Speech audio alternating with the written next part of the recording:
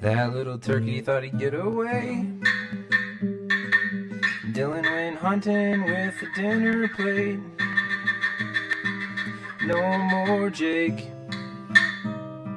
He gobbled his last gobble, and now he will be eaten with gravy.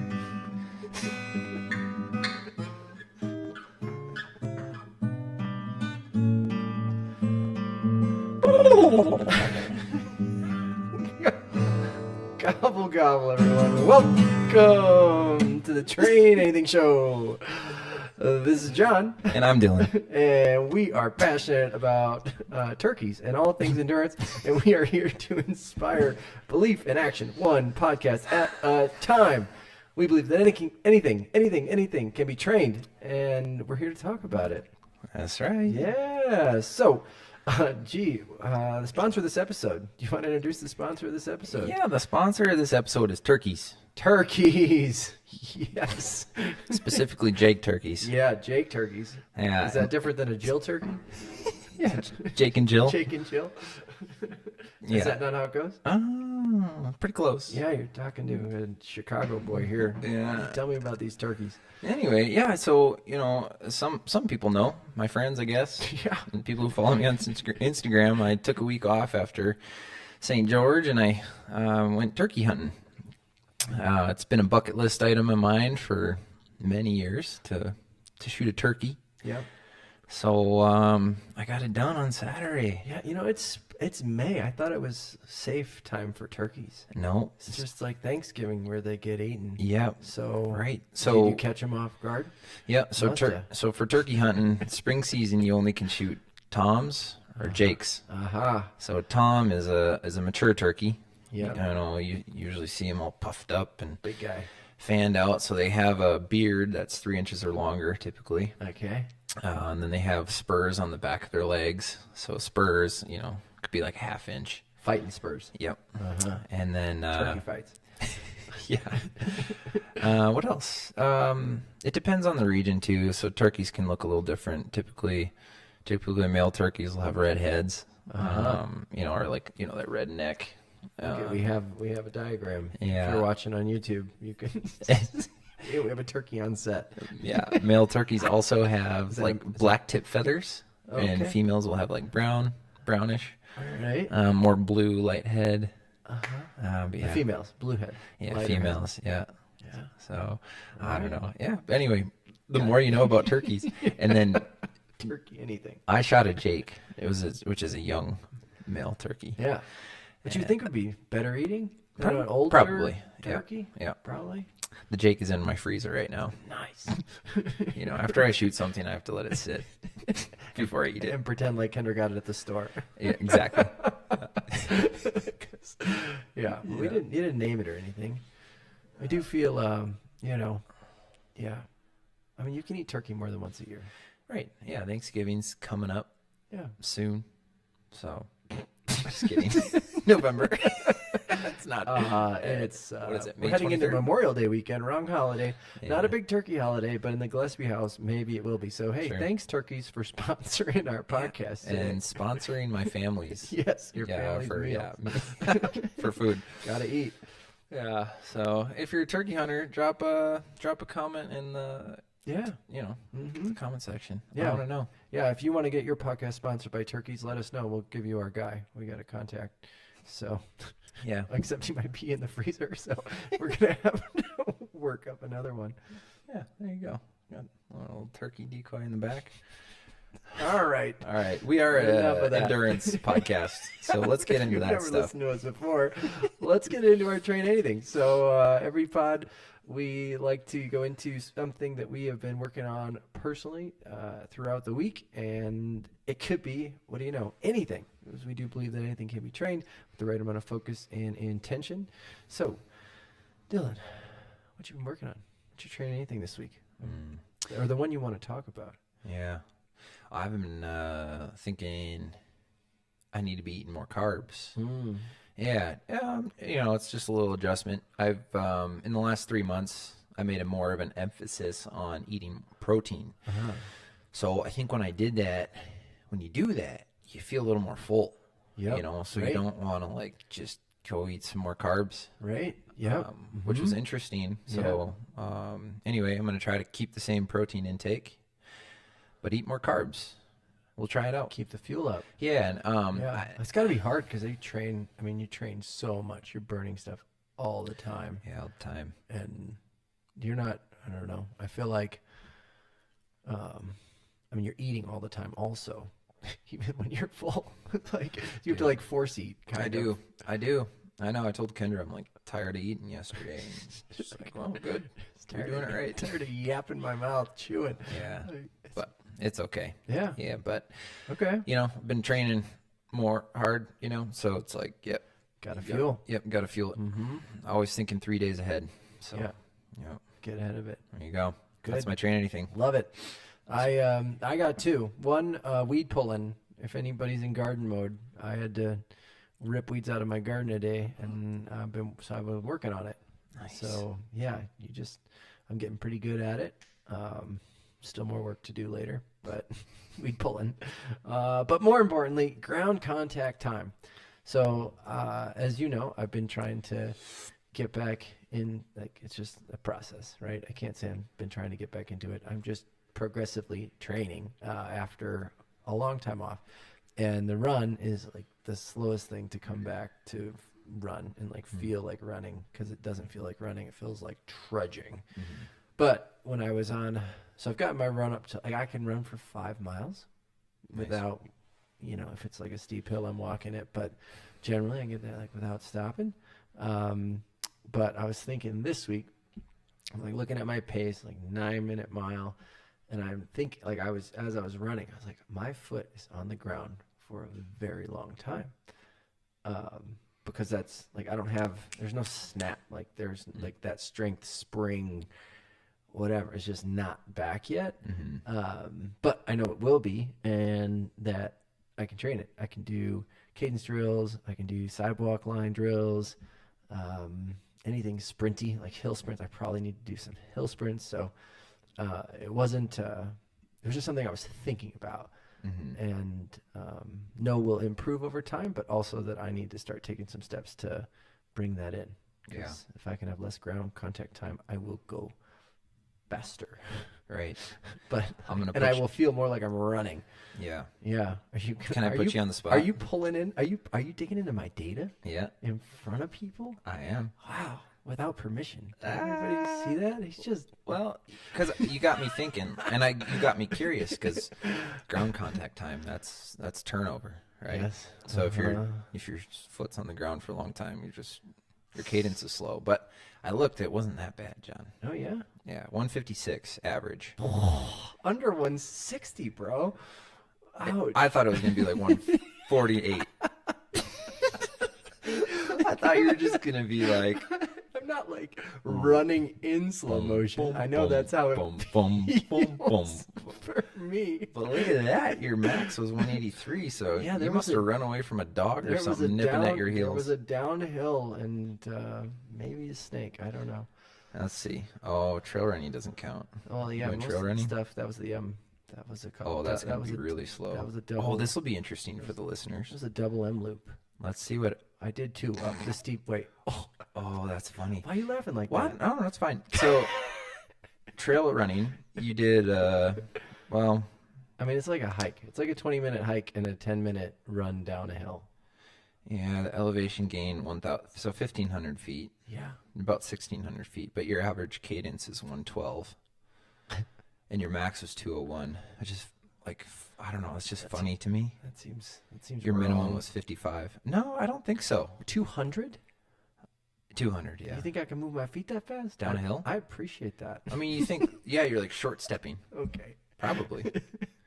Likely story. But anyway, I don't know. I always think that is interesting, because when I trail run, my cadence is a lot slower, which makes sense. You're like, you take that extra little lunge to get to that rock or that good footing. Yes. But anyway, I like that, John. Yeah. Way to train that. Yeah, ground contact time. But it's get just that like choo-choo train rolling. Yes, it's so good. You just feel it. You're like, oh yeah, this can be better, and it will be better. I just need to keep sticking with it. Keep going. But yes, I'm like glued to the ground every time. Maybe I should borrow a pair of your carbons or something and run in those. Will that help? Yeah. Can I solve my ground contact time problem with carbons?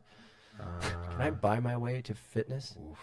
These are bucket pull questions. We're not going to do that till later. I don't know. All right. This week, should we move to shout-outs? Shout it out. Yeah, let's shout You it wanna out. shout I was it out? just looking at You're all still my looking data at, too. Oh, you're going into your stuff now. All right. I was. Yeah. I felt very fatigued. Do you want to on the talk run about your yesterday. ground contact time? Well, it's typically 160, 162, All right. which is good because my old average was in like the 150s, Yeah. and that's just something we've been working on. And I try to race around 170 Right. for a cadence. Yes. So Yeah. I don't know. I was just looking. Mm-hmm. I felt really tired though on that run, Yeah. and it was a little lower.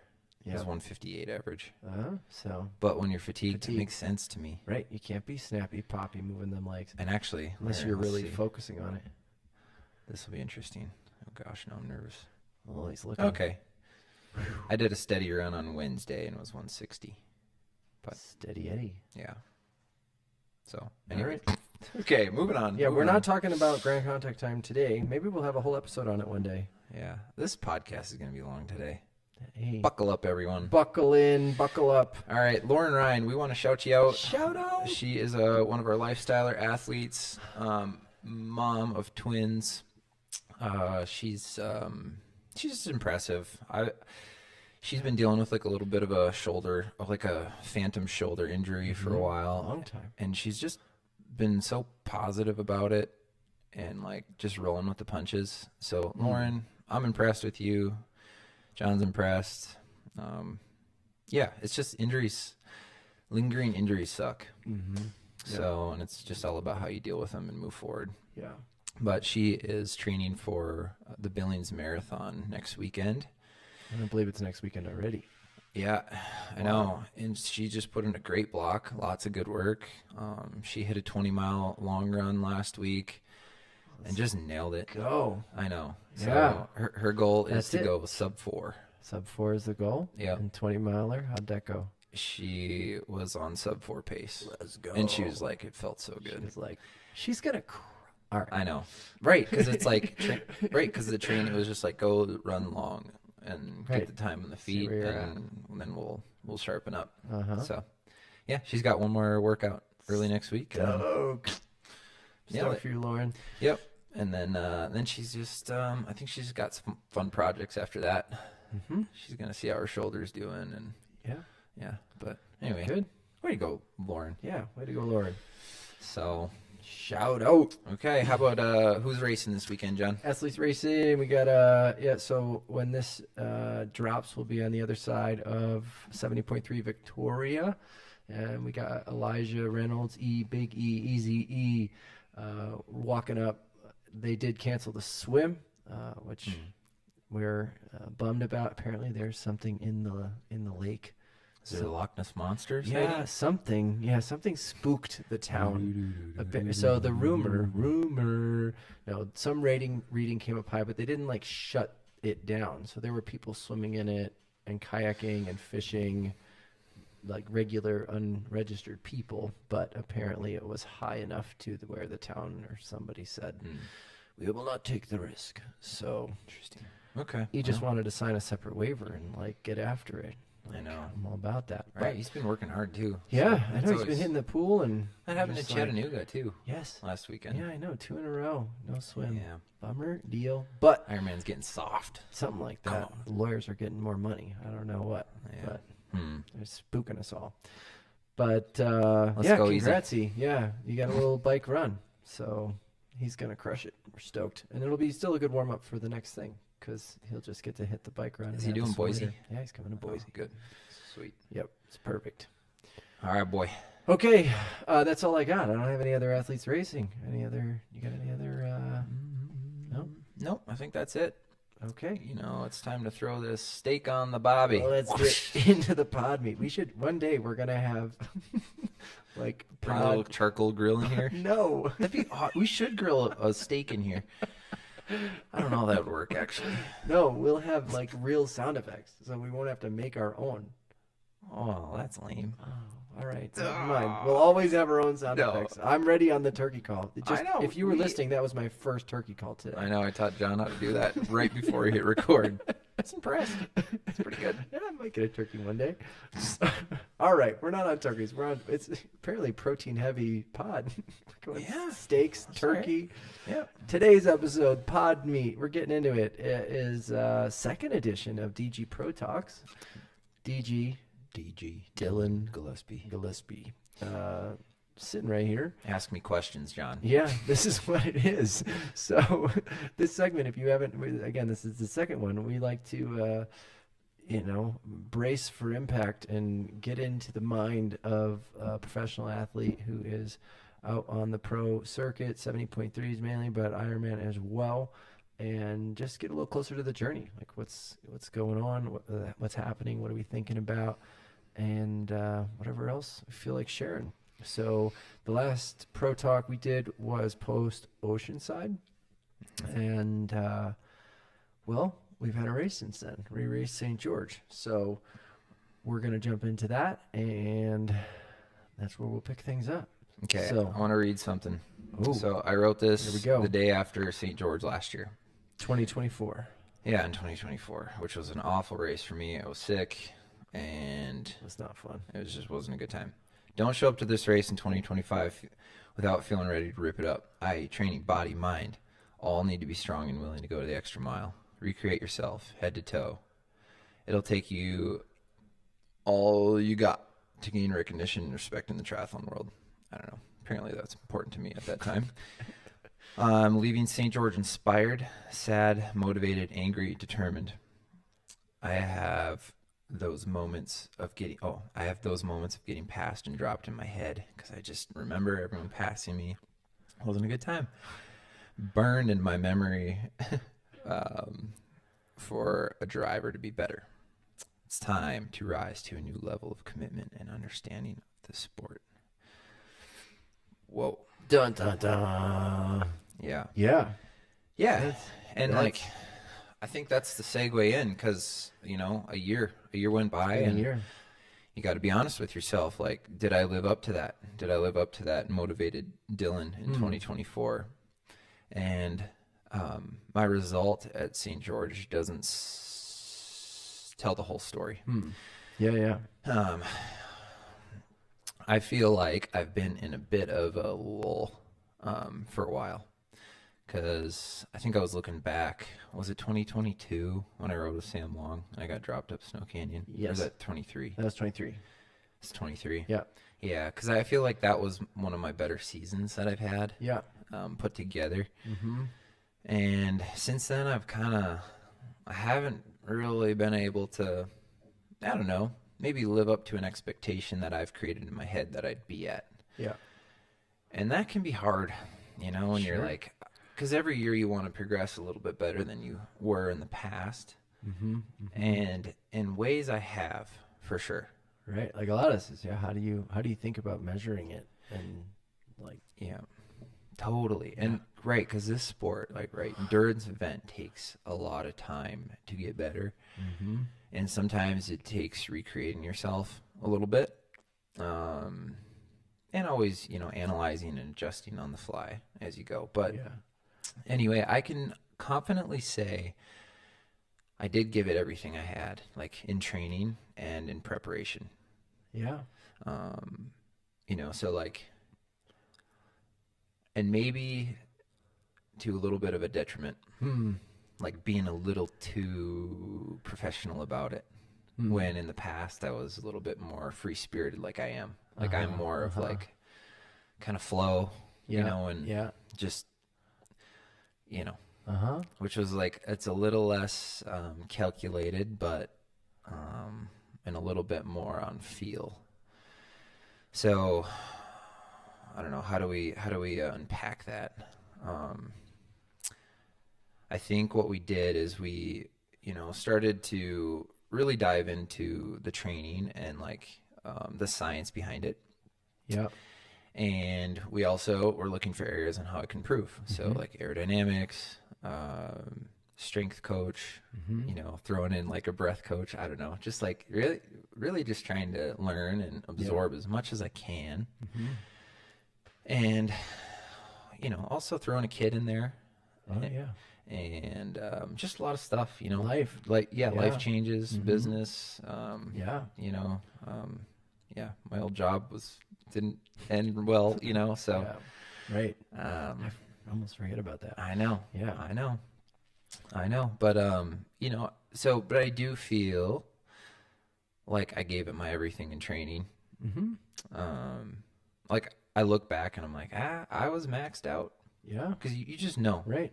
It's yeah. like you got to meet yourself where you're at, and you got to be honest with yourself. You can't look at what other people are doing because it'll make you depressed. Like some guy will be able to do more volume and intensity than you, and yeah.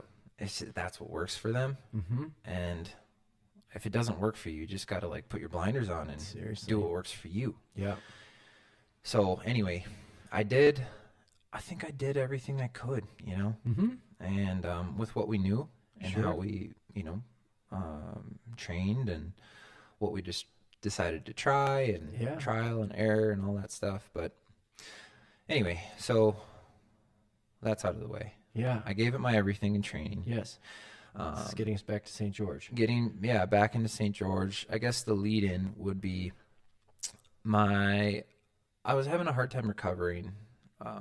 My legs just felt super fatigued. And as a lot of you guys know, I got a new bike this year. Position changed a lot. Geometry wasn't too much different, but just when my bike got set up from the mechanic, it was super different. So We talked about that in Oceanside if you didn't listen. yeah, right. Yeah, go back to that. But anyway, I haven't ridden a solid position for 3 months. Yeah. Yeah.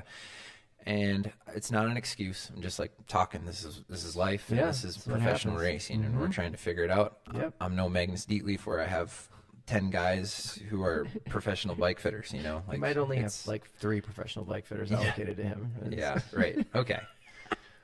Still 3 more than I have. I do it in my garage here right now, and that's fine. But yeah. So. I've been dealing with some low back pain again, which I've had in the past, and it had gone away and it came back. And so anyway, so St. George, I guess we'll go into it. Swim, run, was feeling good. I knew I was going to crank. Like the bike was still a question mark for me. Yeah. And yeah, it's just, that's how I raced actually. So kind of how I felt. Is that how you felt the weekend or? Yeah. Weekend, I was like, my legs were just fatigued and tired. Yeah. Like sore to the touch. And I remember when we got down to St. George, nothing was going great. Yeah. I was actually in pretty bad mental space, which it's just not like me. Yeah. And typically I like to travel alone to races, as we've discovered. Yeah. I had, all my family there, which is great. But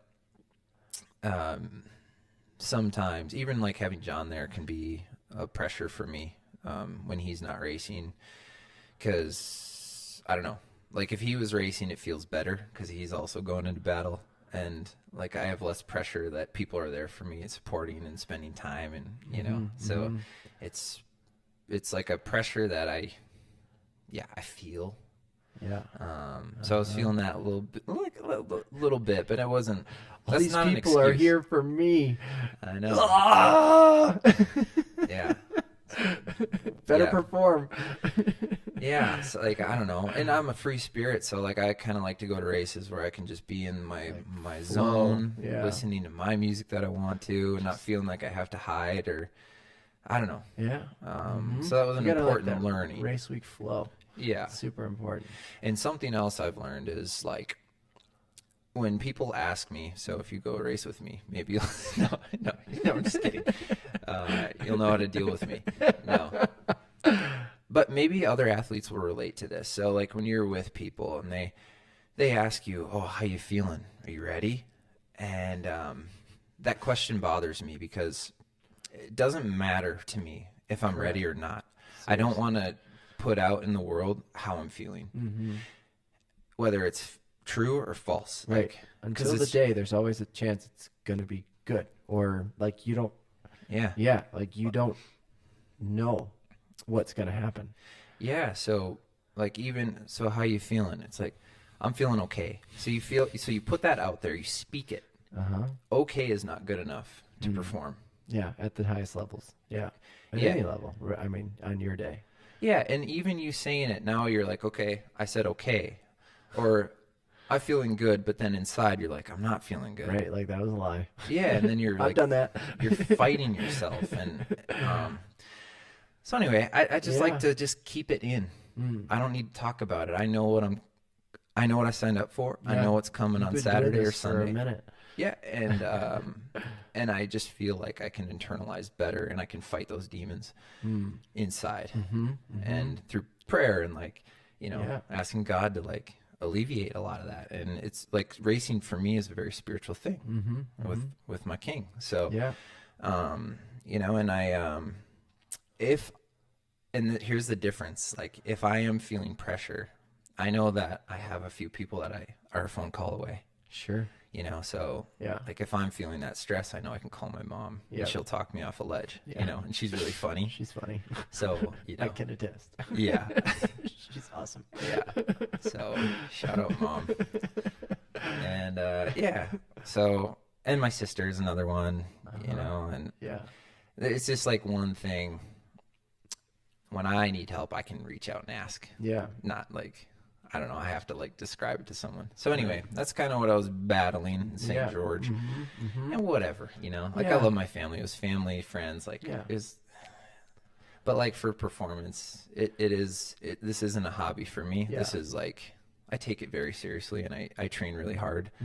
So average results are pretty hard pill to swallow. Yeah. And anyway, St. George ended up kind of being an average result for me. Yeah. Well, it's harder too when things are going sideways. Like, if everything is going to plan, like it's easier to navigate a race week. But when it isn't, like that's when you've got to turn on like the mental game and start fighting that battle before the start line even gets there. Right. Yep. Totally. Yeah. So, I guess fast forward, I wasn't feeling good in those days leading up. I remember the day before I was actually in tears on my bike because I could barely push 200 watts. I'm like, what am I doing here? Yikes. Yeah, without like just like this deep ache, fatigue. And it's not. No, I'm like, what is going on? Like you gotta go race friggin' St. George, which is a really hard course. Seriously, and everybody's there. Well, and I've been shanked off too many races lately, and it's just like I'm like I don't want to feel that again. And I knew too, like I have a double coming up because if you guys have been listening, I was going to go race Chattanooga the following weekend. So anyway, I get back from that ride and I'm like, Kendra, I'm not going to Chattanooga. She's like, okay, well, we'll decide. Let's just decide after St. George. I'm like, yeah, you're right. And, I don't know. And, anyway, a couple other drama things, which didn't faze me at all, but my front derailleur broke, which was pretty funny. $500 later. And, a whole lot of scurrying around. Yeah. Some friends in Las Vegas making it happen. John, you on the phone, but, it all worked. Yeah. In the end. Yep. So, but front derailleur, $500. Yikes. For one little thing, it barely does anything. I know. And it breaks after 5 years, apparently. 4 years. Yeah. Like, I know. But anyway. Yeah, so you got to the race? Yeah, so race morning. Now I'm cool. I'm like, all right. We're doing the thing. We're here. I know this. This is what we do. Yeah. So rolling into the start. Yeah. It was pretty chill. Like, just go get my bike set up, whatever.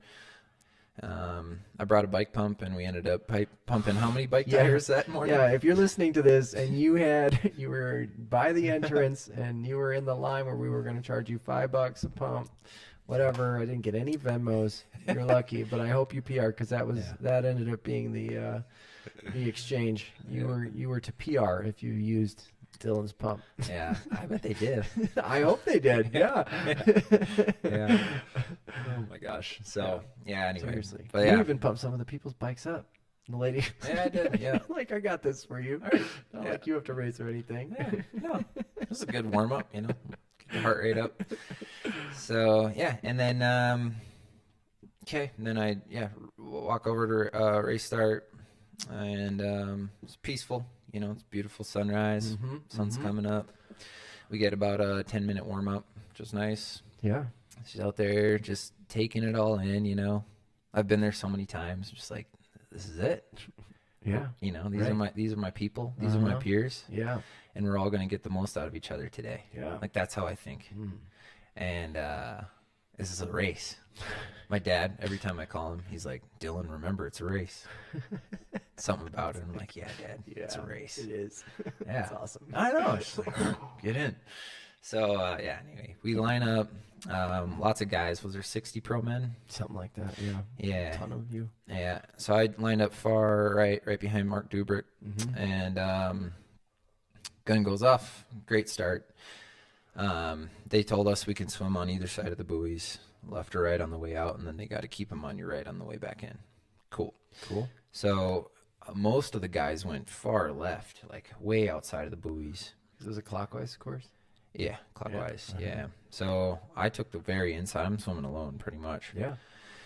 And which I love to swim alone. Yeah. Just you have clean water. Yeah. You don't want to get pummeled. Oh, Don't why you do like people a sign good, up in the middle? Goggle Why? to the why does it, you're surprised, why is there anyone in the middle? Well, okay, it's good. I've actually done that a lot. I've signed recently. I don't know why. I just get in the middle, and then you just get beat up. You're just You're like, I'm a better swimmer than bruised. this. Go on the outside. this I've is always gone on the outside my whole life. Even when I was new to triathlon, I'm like, you know, Google it. Where's the fastest place? To, not in the most middle where you direct is get on the outside. pummeled. Totally. So anyway, clean Clean water. I'm swimming and alone. buoys on your left. Nobody's in front of me. Nobody's like around that. me. Yeah, seriously. Yeah. Yeah, and I think I negative split the course. I don't know that for sure, but Felt good. The group that I ended up coming out with was actually quite a bit ahead of me at the halfway point, and then I swam up to them by the end. So I don't know if they slowed down a lot or what. I don't know. Or I was just speeding up and warmed up. So anyway, swim. Good. It was my best swim there, 23:50. That was a goal. Boom. Yep, seriously. Yeah. Sub 24 is the goal there. That was a goal. Yeah. Check. And I moved real quick through T1. Yeah, you did. Yeah, fastest T1 official. On the day. Yeah, on the day. Official. Yeah. So yeah, 139. Only guy under 140. Yeah. And Boom. I yeah. mean, it really is. Lionel and Sam went 142. Yeah. Yeah. Which Lionel, that was fast for Lionel. Good on him for that. So, like the whole thing, Yeah. transition. Seriously. Yeah. But Yeah. Had a good transition. So came out of T1 in third place behind Mark and what's his name? that guy. It'll come to me. He was Not Reed. Australian. Yeah. Oh, it'll come to me. He smashed the swim. Yeah, he was way ahead of everybody. Oh, anyway. That's gonna bother me. Right. Yeah. Then I got on the bike and this is weird. I don't like this, but this is what I did. I'm a racer at heart, and I was just like, you know what? Just chill out.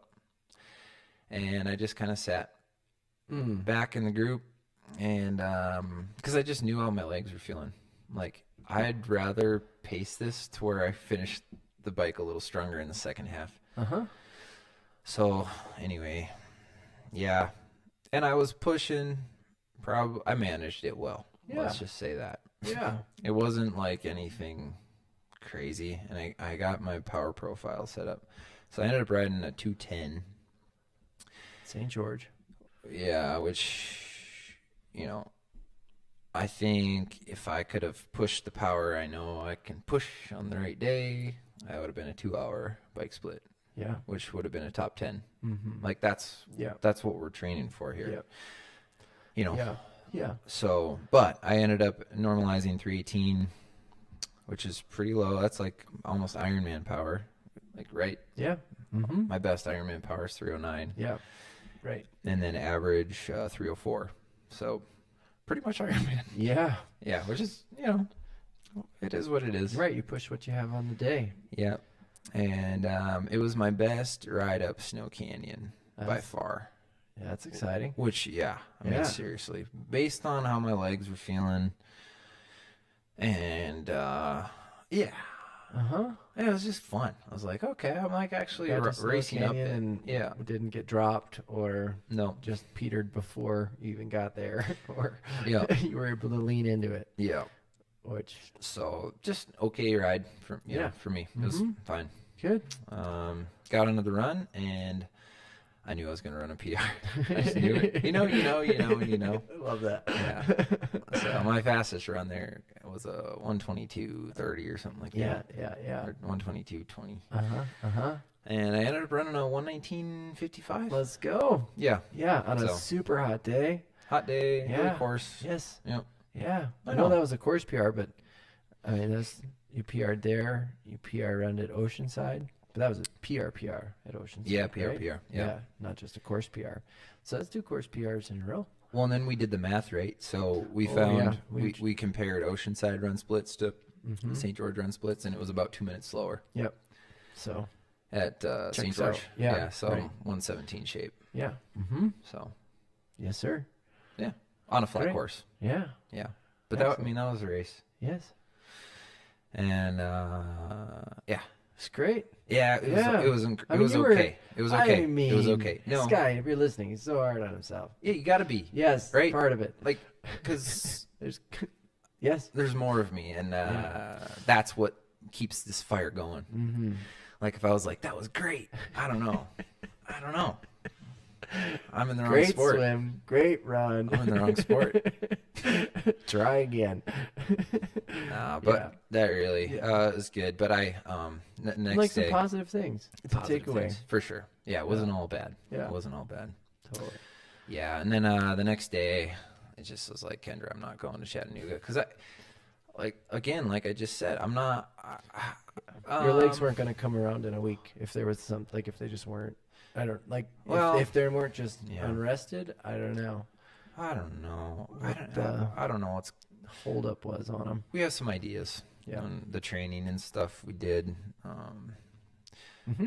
but I just didn't want to go to Chattanooga and participate again. Have the same bike. Nah, Yeah. wasn't into it. Yep. Wasn't into it. I know I could have finished, but Totally. like I'm not. That's not what I right do. now. We'll do one. Right. Yeah. No. So it felt right to take. Well, this is going to be an interesting pivot. But I was like, yeah, I probably need a week off. Just take a week off. Chill out. I just feel like I needed. There's like too much. Yeah.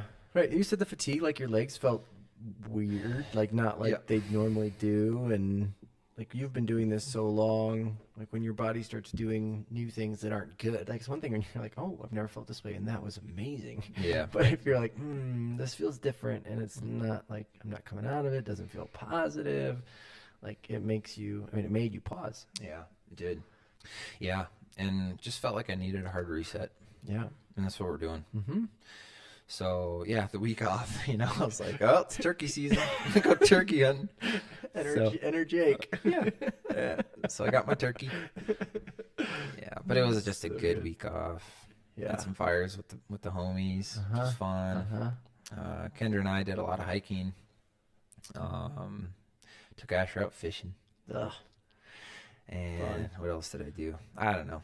And then you and I did some more planning, which was fun for Yep. like the summer fall season, Yeah. which we can get into. Yeah.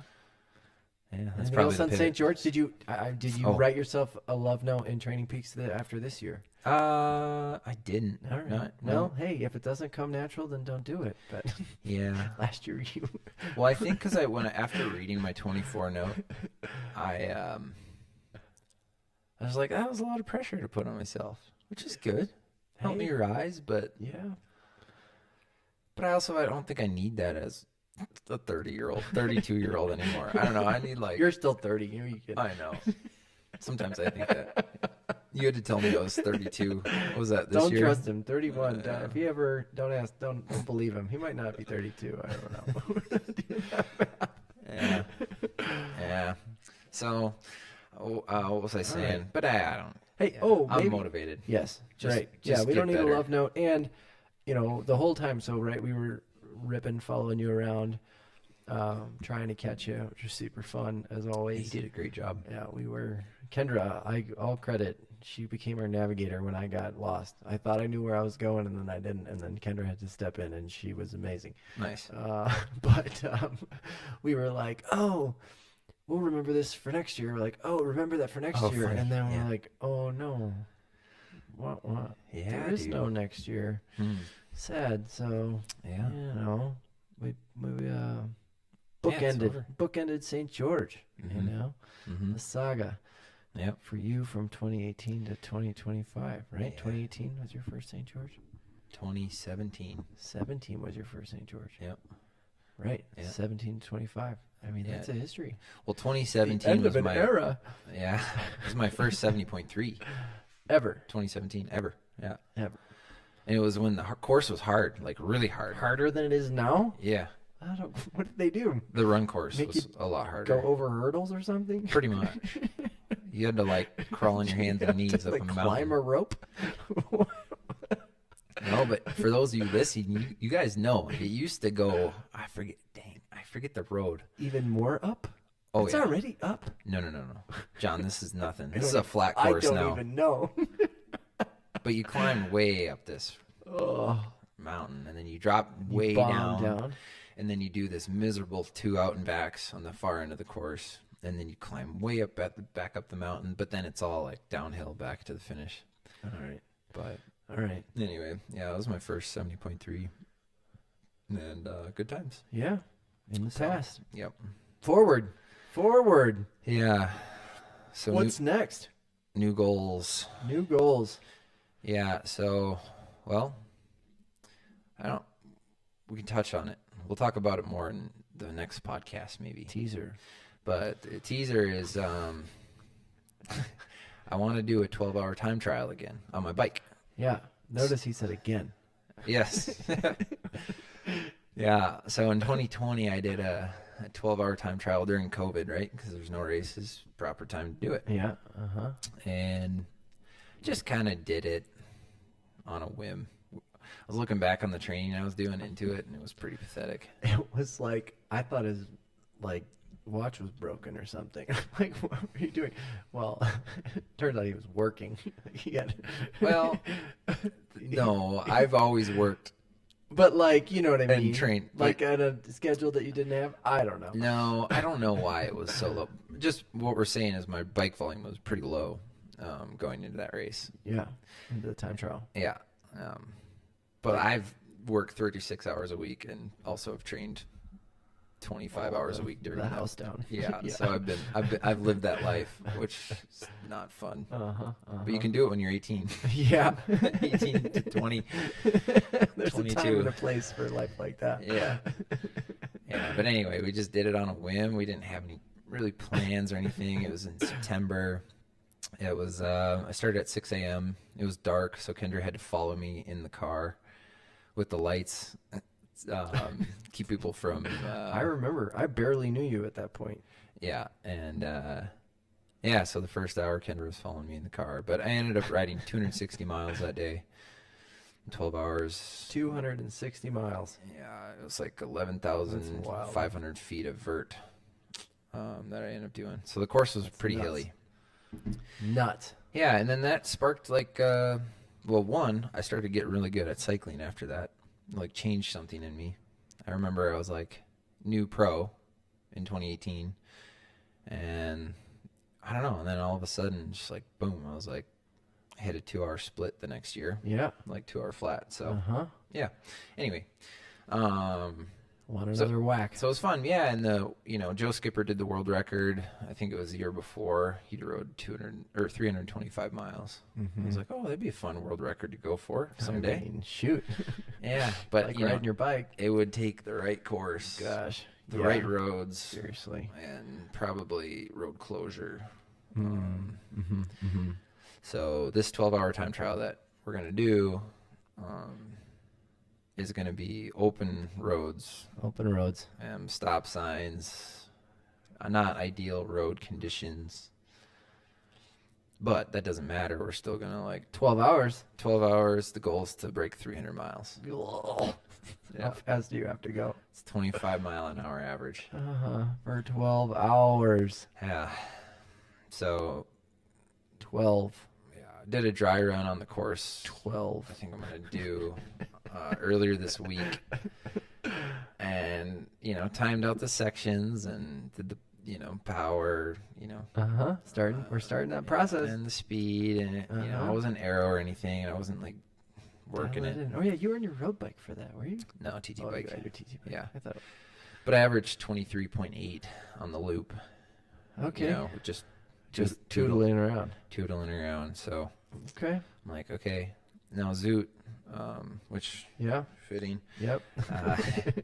is going to zooty today. Yeah, I asked them if they have a speed skin for cycling, and they do, and they're making me a custom one right now. Bring it in. So yeah, it's legit. We're gonna go for it. Yes, it'll be super fun. Yeah. So I think we'll break it down in another podcast. But we'll get into the gory details. Yeah. So that's the Nerd out. That's the next goal. So that one's July. Well, I haven't told you this yet, but we might push it back. We'll see. July 1st is the target, but I'm going to flex a week. In and around there. Yeah. Yeah. Yeah, weather dependent. Mm-hmm. We'll see how training's going. Yep. I just took a week off, and typically when you take a week off, it takes 2 weeks to get back to where you were. Yeah. And I'm feeling that. Yeah. Your body's like, here we go. Okay, do I have to? Yeah. Yes, you do. I'm 3/4 into week 1. And feeling it. Yeah. All right. And this is a interesting thing too that I'm recognizing and heard before. But I just heard Dan Plews talking about this. Another triathlon coach. He was saying, for endurance athletes, when you take a full week off of doing nothing after you've done, when you train a lot, injury risk goes up when you come back because your tendons and your ligaments aren't sturdy. firing anymore. Yeah. And I do feel that actually. Yeah, I feel a little more rickety. Yeah. After it's not training. As solid. So for you listeners, like he said, especially older people, like you shouldn't just take like a full off season. You should keep exercising every day. Yeah. Keep some tension. And that'll mitigate injury. Yeah. But Great he was saying, he's saying, take time off. Pay attention to the easing back in and the ramp that you're on, so you don't shock the system and I shocked. Blow something. I've shocked the crap out of it, dude. My body. What did you do? Just 0 to hero, baby. Yeah. Sweet. Well, live and learn. No, it's not even that. It's just like what he said is so true, and it's something I'm going to take very seriously going forward. I don't even like taking a full week off. You felt. But I just felt like I should do it because I've never done it. I think it's been 3 years since I've taken like a full week off. I mean, I've been sick, and that doesn't count. Yeah. But still. Yeah. So anyway.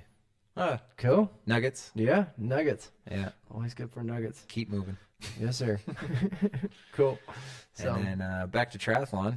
After that. Yeah, I guess kind of got a big season planned, but my A race is going to be Santa Cruz.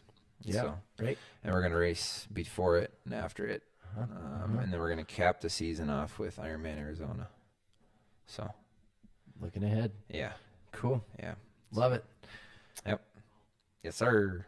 Great. Well, that wraps that segment.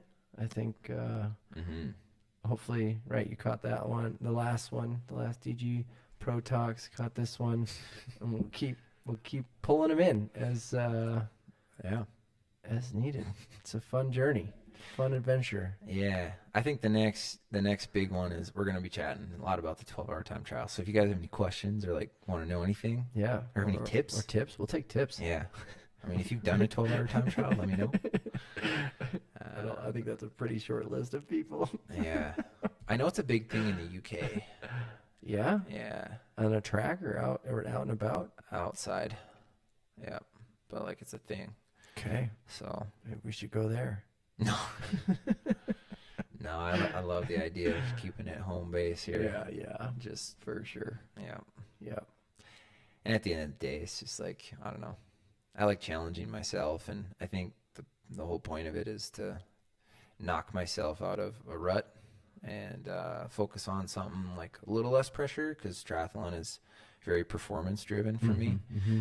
So this 12-hour time trial is like a fun thing, but it's also going to challenge me to like great lengths. I went to some dark places in the last one, I remember. And he wants to visit them again. I know. I was dropped on my head as a child, I think. Oh, love it. We love it. So anyway, yeah. Cool. But yeah, We'll moving on to a bucket pole. Yeah. Bucket pole. Play the bucket pole music. Oh, we don't have bucket pole music, but we do have. What would it be? We also don't. I don't know. We're going to come up with it one day.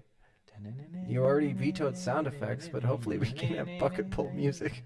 And the bucket is a hat today. Got it. Here we go. Bucket pole. This is actually a good one based on what we just talked about. How do you gauge progress in races when every course is so different? That's a great question. Yeah. How do I know if I'm getting fitter and faster? Right. So we'll address triathletes. Yeah. Because it's a complex sport. Yeah. Hopefully some. Yeah. Yeah. I mean, it'll cross over to any sport, I suppose. Yes. But how do you know? Yeah. Because swims could be downriver. Swims could be in a PR. Stagnant lake. Less of a PR. It could be in a rolling ocean. It could be a PR. PR. No. I've had my fastest swims in an ocean. Yeah.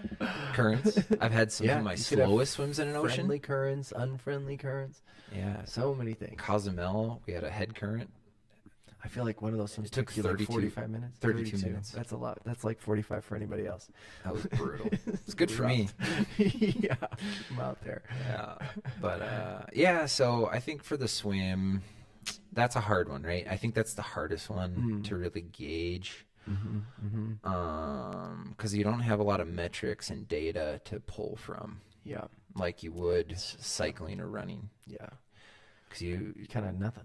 Yeah, you have nothing. So I think look at your training going into that race, and you can measure success there a little bit.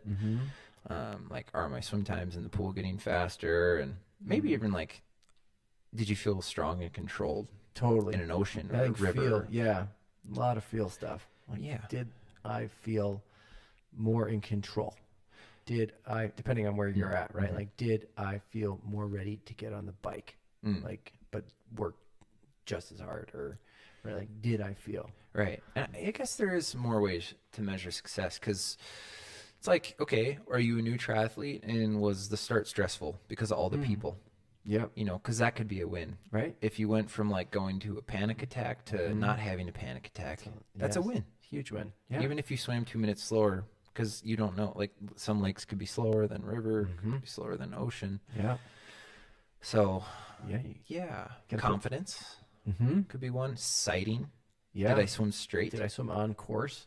Yeah. Oh my gosh. Like, I think people would drop minutes if they knew how to swim straight. Yeah. Right? Yes. And that's a learned skill. Yeah. You have to practice that. So that would be another way to measure success. Totally. Yeah. And know that you're getting better, or improving, because that's what you want to see. Right? Yes. Right. Race maturity. Like, I think that is a metric that is not often looked at. Yeah. There's a scale there. Yeah. Right. Yeah. Which end are you at, or where are you at in your journey? Race awareness could be another one. Like, okay, am I being tactically smart? Am I swimming on this person's feet? And I'm right on my edge. And but are they swimming way off course? And did I have the confidence to swim straight? Or did I just say, well, I'll go where they go? Yeah, right. Their feet. Yeah. And I've done that in the pro field. I've gone where they've gone, and it's more frustrating to me than anything.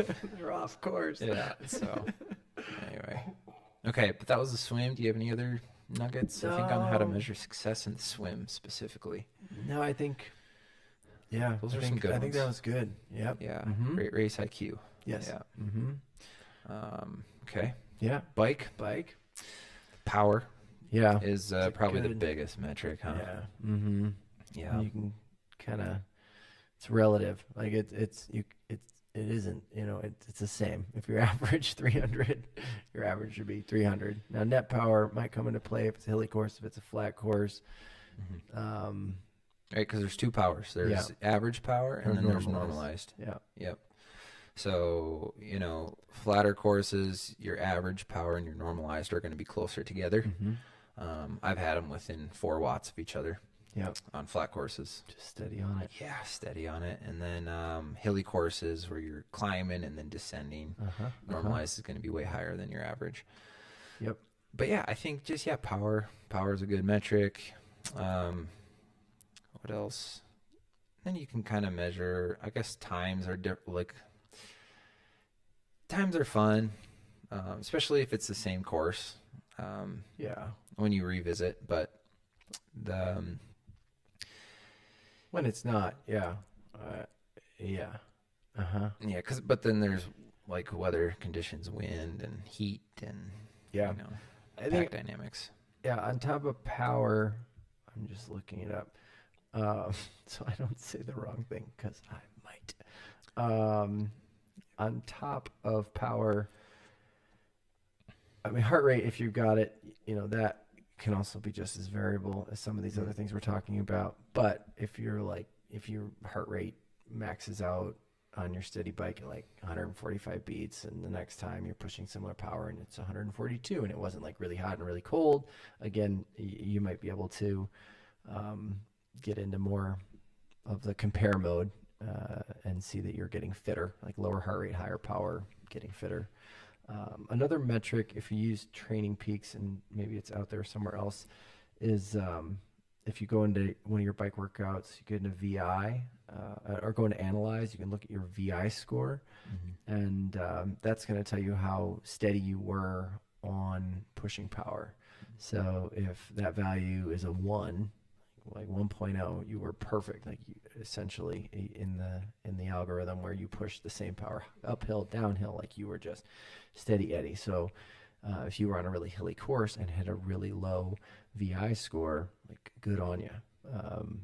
And maybe you could see that change from course to course and be like, oh, like my VI was lower on a hillier course than a flat course. Way to go. I'm becoming just a better technical cyclist. Which something you can look at. If you're a pro, like your VI and Dylan's pretty much always are under 1.05. Yours are usually like 1.03 or close to 1. But it's something that you can be thinking about while you're out there and measure afterwards. Be like, okay, like I'm getting better without looking at time. What's the highest VI you've seen in one of your athletes? Well, I'm just looking at mine right now. Yeah. Like 1.15. Not good. Yeah. Mm-hmm. Okay. So it's... Yeah. It's a fairly tight measurement, but the closer to 1 you can get, the better. Yeah.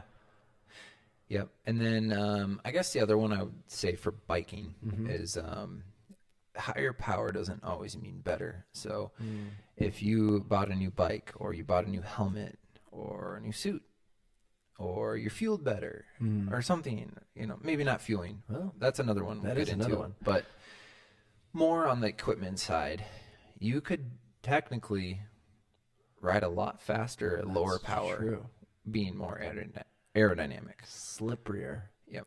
Yeah, so that's another measure of success. So if you rode a course faster, lower power, it's like you can't be too much of a PR butt, right? Because you're just like, oh, that's exciting because I'm more aerodynamic. And what if I pushed higher power? That's even faster. Even faster. So that's another metric. Yeah. Yeah. Yeah. Here, I got to reread the question. You got... How do you gauge progress with every course is so different? Yeah, but I think that's another one. Yeah. Any others? I mean, you started to talk about fueling. Like if you are confident, like you take in you hit your calorie goals. But it's more course dependent.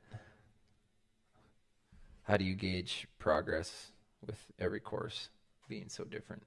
Oh yeah, I guess I have to do with fuel. 56 miles. I don't know. Yeah. Fueling is important. Yeah. Do it well. Yeah. Measure yourself on that. But yeah, give some wisdom on fueling. No, we all need it. Yeah, just if you executed it more soundly, you stuck to your plan, you took in your target carbs. Yeah. And that's like race to race, I guess, not course to course. Yep. Yep. Run? Yeah, run. I would say cadence is a good measure. Like, okay, like, was I sharp? Mm-hmm. Were my legs moving fast? And right, like, because every course is different. Like Yeah. St. George was a lot hillier than Oceanside, and it was still a good run for me. Yeah. My cadences were about the same. Mm-hmm. So Yeah. that's something you can look at. Yeah. I think heart rate comes more into play on the run. You'll probably have it on you. Also variable. Like, have you smacked the Yeah. caffeine or have you not? Yeah, right. But if you can execute a similar, when you find that line, if it's lower over time, you're getting fitter potentially. Mm-hmm. But yeah, and probably negative splits is another one. Did I get faster? That's a great one. Like, yeah, like, even if, or did I not drop off as much? Yeah. Whatever that initial pace was, whether one course it was 7:30, the other one was 7:45, but if the last 3 miles were faster in one than the other, that's another good way. Mm-hmm. Yeah, so lots of ways to measure success, and and then you have 3 sports where you're getting a total. It's not just one. So, if you smashed the swim and the bike and just had another average run, that's still a good day because you put the effort in the other 2 disciplines, and you still had a PR overall or something. So, I don't know. Yeah. Don't overthink it. Yeah. I think we just did. Well, yeah, I think we're trying to bring people back to just definitely always look for the good, but look for areas that you can be improving. Yeah. Like that's what we should be doing as athletes. Mm-hmm. Yeah. And most people, right, you're taking this seriously, you're trying to be better. There are always things you are doing well and improving, and there are always things you can continue to work on. Yep. So, right. Trust the process. Oh, this is a good time to say trust the process. Yeah. Like, right? Like where are you? What was your history? Where are you in your block? Where, what is happening next? Sometimes these results too, right? It's one day. It's one day. So you can't just, change everything on one day. Like, where are you? Like, do your zoom out. Do your zoom out. And then, if you're working with a coach or on a plan, like, talk through issues, what have you. But oftentimes, like, trust the process. Mm-hmm. Yep, for sure. It out. Write it out. That's all right. Well, we're going to close it out on that? I think so. Did we hit it all? I think we did. All right. Well, thanks for listening to another podcast. That was episode number 7 of the Train Anything Show.